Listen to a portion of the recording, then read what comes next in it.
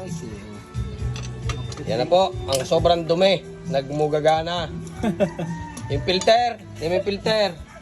Buti natakbo pa yan. Oh, langis na eh. Langis nga, amakit na nga. Oh, ayan, ang nangyayari dyan oh. Kaya makikita nung mayari kung papalitan niya ng filter yan. Pupunta daw siya dito mga launa alas 2 eh. Wala na, hindi na obra yan. Matik palit yan. Palit na yan. Turan yan. Oh, Hindi niya pinalitan yan. maninira yan. Oh. Ewan, kung papalitan pa ng mga gear oil yan, baka ang gear oil yan eh 3 taon na dyan. Yan, taon na daw ito. Apat. Kasam na. Wala pa yata ang galaw-galaw. Walang ginilaw eh. Wasari. Pagsakasan niya dinala yan, Tawag dyan, wasari? Wasari daw. wasariwa.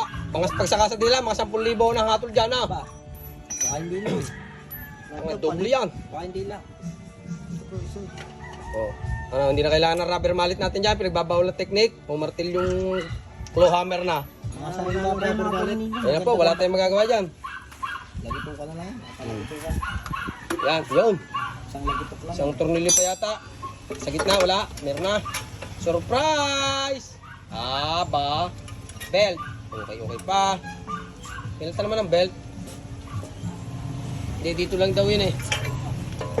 Yan po, ganyan kadumi ang CVT ni Bossing. Wawa mo to sa ano.